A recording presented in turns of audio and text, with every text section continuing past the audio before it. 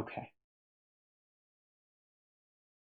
So, I welcome folks to the November update of the GNU Radio project. This is our short and pretty informal talk about kind of what's been going on over the last month and some things to look forward to in the near-term future, I think for this month, as well as some updates of long-term efforts.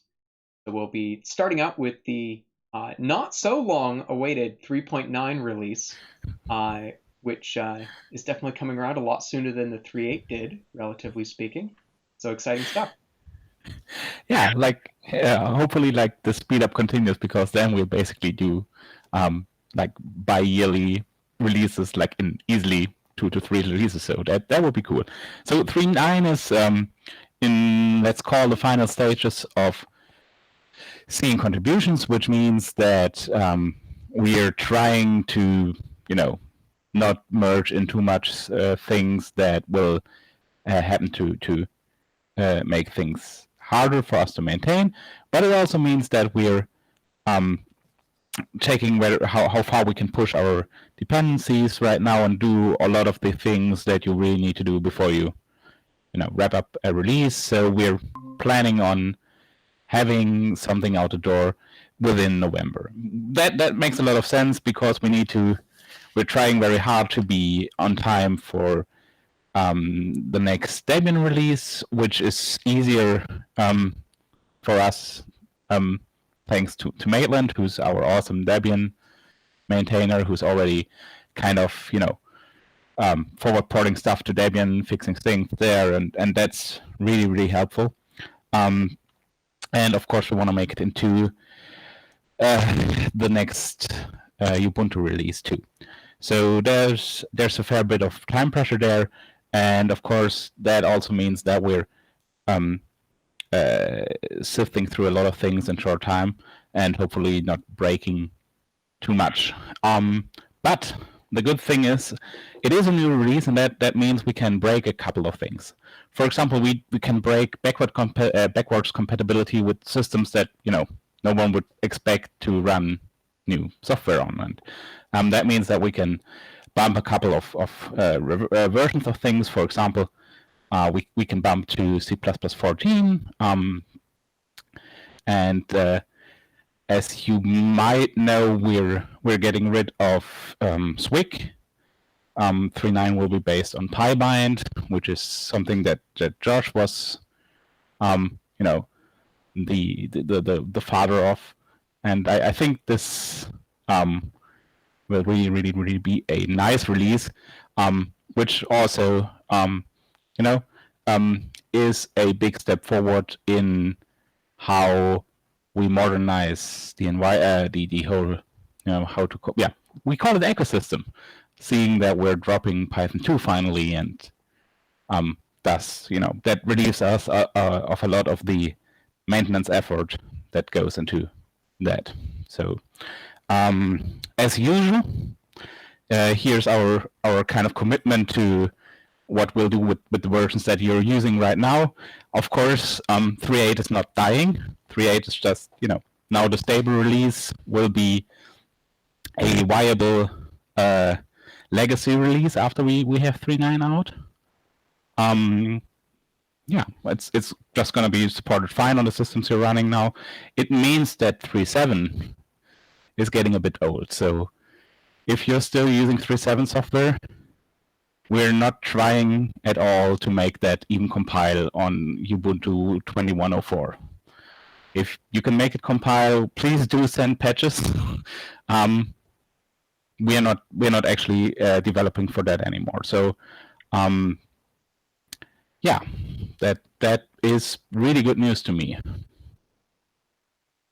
Would it be fair to say that if somebody was really interested in, for instance, maintaining 3.7 on CentOS 5, that if they wanted to do that, there would be a place in the project for them to step forward as a maintainer? Yes, and I would personally be baking them cookies and sending them cookies. Please do that. So especially if you're someone who's using any version of this, and you've got a use case and a possibility to spend a bit of time on this. Doesn't have to be much. Like literally, we're spending maybe half an hour per month on 3.7 things. Please do step forward. Like we are simply not even trying to have all. We're not keeping tabs on what's happening with people that still use 3.7 because we simply can't. There's only so much time in a day.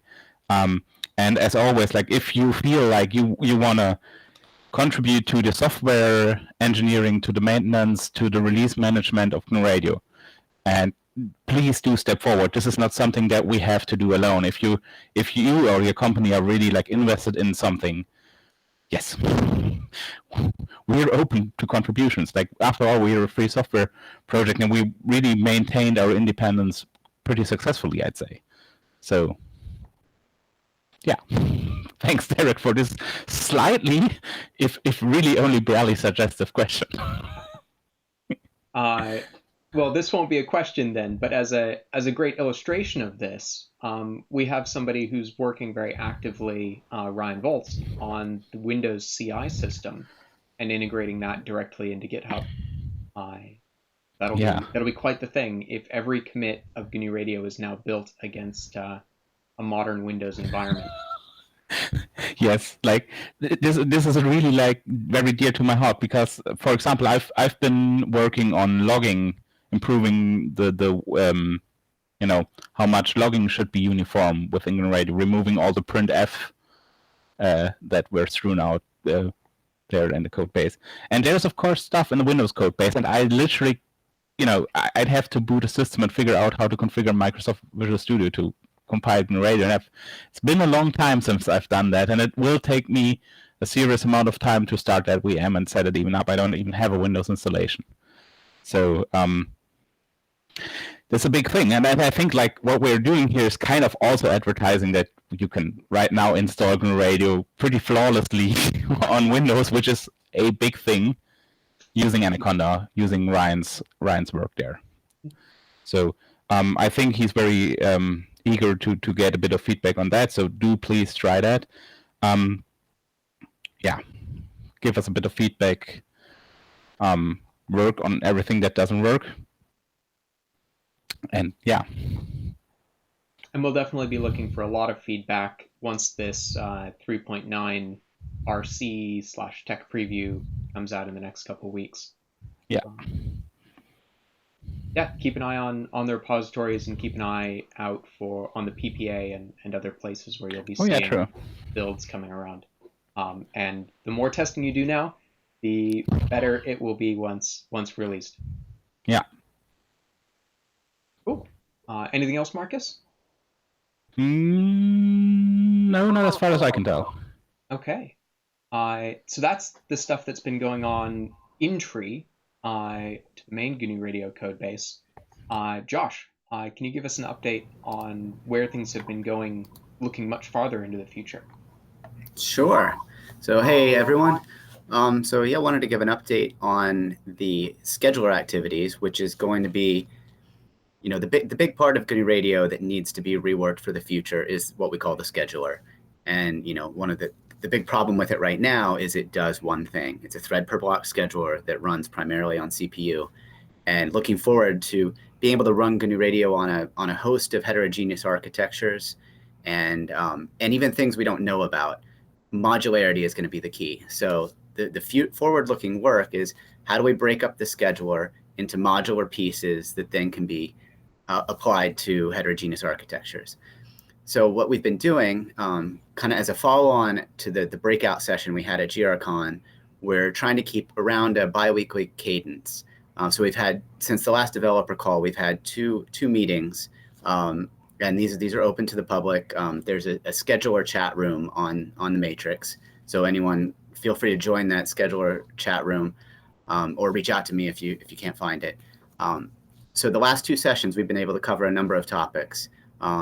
The first session, OpenCPI, Jim Culp from OpenCPI presented kind of the things that we had talked about in terms of our architectural ideas, he related them back to what they had done in OpenCPI. And that was very helpful because OpenCPI is a fully functional on a lot of architectures. They have a lot of FPGA functionality. It's a full streaming architecture that goes across a lot of different radios, a lot of different platforms, a lot of different embedded devices. So we want to leverage that as much as possible, understand what they're doing. And he stepped through what their workflow is, what the components are, and how they all fit together. So we learned a lot in that. And then we talked some about benchmarking, which is going to be a key in all of this. If we're developing, performance-sensitive applications that we want to deploy on heterogeneous architectures, well, we need to be able to measure that. We need to be able to compare that against the current GNU radio. And so we discussed, what are going to be some of the pitfalls in benchmarking. And in that discussion, we went through both Bastian Blossel's work and Seth Heightfield's work, and talked about how you can effectively profile GNU radio. So that was helpful for me. So I've been on the side working on some things that hopefully will go into the next topic, which is custom buffers. So this is a feature that it's very exciting, and it's being headed up by Blacklinks, David Sorber at Blacklinks, who they're working under the DARPA SDR 4.0 program, funded by Tom Rondeau. And this work's exciting because it's actually planning to feed back work into the current GNU radio code base. So this is not super future looking. This is future looking, but in the sort of near term. And so this work is starting to make its way into the open. And so the last meeting, we went through a design code review of what they've done, and we're trying to figure out what the path is going to be to upstream this. So that was the last meeting. So that's the updates that I had, and we'll keep everyone posted in the scheduler chat room. And there's a repository for this as well, right? Is that? Yeah. So two repositories of note here. One, the custom buffer stuff that we mentioned that's going to be going on top of 3.9. There's what's called GNU Radio-ng-sketch is the staging area. So we want to build that into the the current GNU Radio code base with support for heterogeneous devices. That's where that's going to be, and then there's the new Sketch code base, which is the more forward-looking stuff, and that's more of a work in progress. So both of these, not something you want to install on a production code base, but for people looking for fun adventures in the wild west of GNU Radio, good places to take a look. Yeah, that's a good way to put it. Cool. Anything else? That's it for me. Great. On to me then. I'm going to give a bit of an update about GNU Radio Conference. I know it seems like it was just yesterday, but it's been 2 months, which is somewhat shocking to me. If you wanted to find out more about the scheduler work, about upcoming 3.9 stuff, future of GNU Radio, and all of the OpenCPI stuff, all those videos are up, except for a few of the workshops. Sorry, we're still chasing bits and pieces there, so hopefully they'll be coming through. But all of the presentation videos are up, and they're a great resource to take a look back on. We will definitely be running the conference again next year. We don't know quite what it'll look like, but we are continuing to plan for an in-person event. I will be making a final call on that, probably around March, when we have a better idea of what things are going to look like in September. But just as we did with 2020, we'll be making a call really early in the year of whether we're virtual or in person, so that people can plan ahead. But right now, we still have our arrangements that are carried over from last year. So we are located in Charlotte, North Carolina, and we have some info already up on the website. We will be publishing more info, including the call for participation and opening up some form of registration or pre-registration around January, so you can at least express interest in attending. we haven't quite decided whether we will start issuing tickets as early as January or wait until we have that higher confidence of whether we'll be in person or not. But given how this year went, I mean, we had 350 people 2 years ago, and we had 1,600 plus this year. So either way, we're expecting a good size event, a great attendance, and so many great talks and workshops. I think the workshops particularly were a highlight this year, where it's certainly far more than we've had in the past, and there's just great material there. Now, the conference doesn't come together just out of the blue, and so there are already volunteers working on this for next year's event, and there's space within that group for more. So if there's some area of the conference that you find fun or you find interesting, and you'd like to contribute to that, there's small tasks that need to be done, and there's large tasks that need to be done. We do have a lot more support this year. The SETI Institute is fantastic, and they're taking on a lot of the roles which have traditionally been quite time-consuming, quite difficult, and really just outside of our skill base. But that doesn't mean that they're taking over, for instance, the capture the flag or defining the technical content, searching out the workshops, making sure that the social is as fun as it historically has been. So any of those areas or any of the areas that you wish the conference did cover sound interesting, reach out either on the mailing list or directly to myself or another member of the GNU Radio Leads group, and we'll get you in. There's a chat channel in Matrix for organizing this next year, and we'd love to see you be part of it. Additionally, if you're a company and you use GNU Radio and either you've sponsored in the past or thought about sponsoring in the future, or haven't thought about it and now you are, please also do reach out. We know what the sponsorship will look like, whether we are virtual or in person, and we're absolutely committed to making sure that everyone gets as much as possible out of the event. So please do reach out and we can start that connection.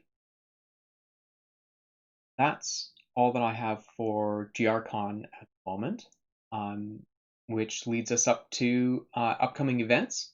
And so Barry, could you tell us what's going to happen coming up in December?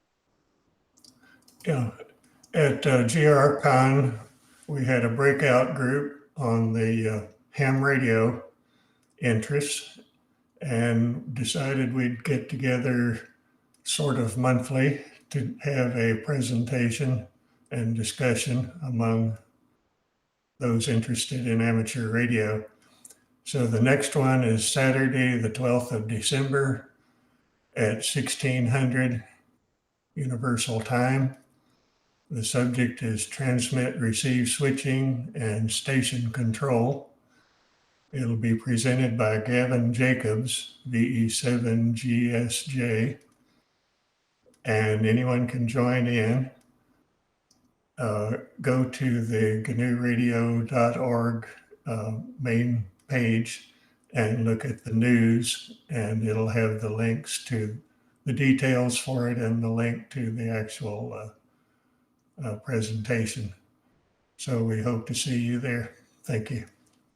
Awesome. Thanks, Barry. And it's well worth noting that there's now a new playlist on our YouTube channel, which has a recording of the last amateur radio meetup. So you can catch up with that if you missed that one. And I'm going to quickly check the Twitch chat, make sure we don't have any questions sitting there waiting to be answered. But it doesn't look like there is. If anyone is interested in running a topical meetup around GNU Radio, SDR, digital signal processing, we're very happy to facilitate that however we can. So if there's some area that you'd like to see explored and have a regular about, drop it in chat, drop it to one of us, or just run it and let us know. and we'll do what we can to highlight it. So, thanks very much for tuning in, and I hope that this has been interesting. We'll be back again December 17th. It's always the third Thursday of the month, and hopefully we'll have an update on where 3.9 is going, as well as other efforts that are underway. Thanks, and have a good evening. Bye-bye.